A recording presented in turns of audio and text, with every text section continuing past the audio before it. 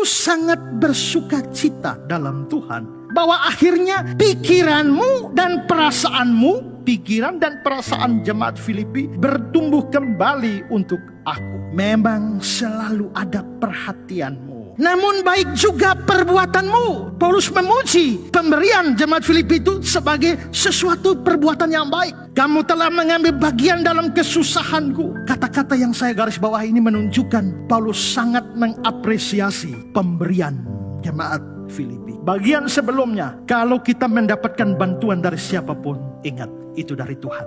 Ucap syukur pada Tuhan. Tapi jangan lupa juga kepada Allah Tuhan itu. Karena Tuhan menggerakkan orangnya, tapi orangnya juga dengan rela hati mau memberi kepadamu. Maka bersyukur kepada Tuhan itu wajib. Tapi berterima kasih dan menghargai orang-orang yang Tuhan pakai untuk menolong saudara, itu juga sesuatu yang wajib. Sayangnya banyak orang begitu senang ketika mendapatkan bantuan, tapi tidak berterima kasih kepada mereka yang Tuhan pakai untuk menolong. Mereka mentalnya persis kayak Raja Hizkia. 2 Tawarik 32, 23, 25. Banyak orang membawa barang-barang berharga untuk Hizkia, Raja Yehuda itu. Sejak itu ia diagungkan oleh semua bangsa. Tapi Hizkia tidak berterima kasih atas kebaikan yang ditunjukkan kepadanya, karena dia menjadi angkuh sehingga ia dan Yehuda dan Yerusalem ditimpa murka.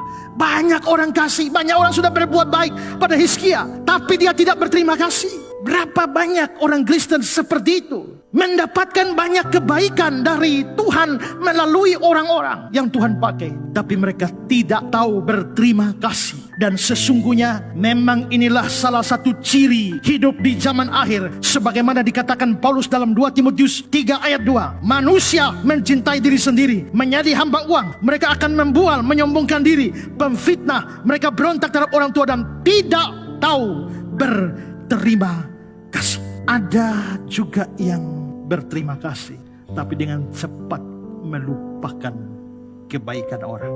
Dan yang lebih jahat dari itu, sudah terima kebaikan, balasnya dengan kejahatan. Air susu dibalas dengan air tuba.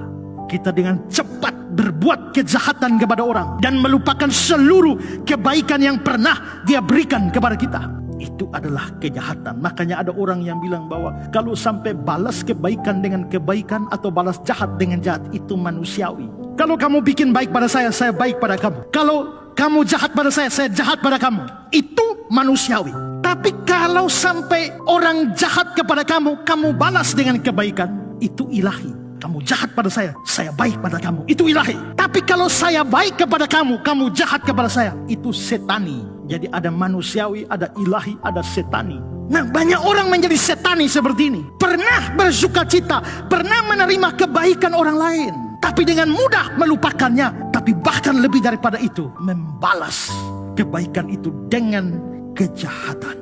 Meneladani Paulus, marilah kita belajar berterima kasih, menghargai, menghormati mereka yang Tuhan pakai atau Tuhan pernah pakai untuk menolong dan memberkati kita. Suatu kalimat bagus mengatakan begini: tetaplah memberi tanpa mengingat dan menerima tanpa melupakan. Tidak usah ingat-ingat jasa-jasamu yang sudah kamu lakukan pada orang lain. Biarlah Tuhan yang ingat. Tapi kalau kamu pernah menerima kebaikan dengan orang lain, jangan sekali-kali melupakannya.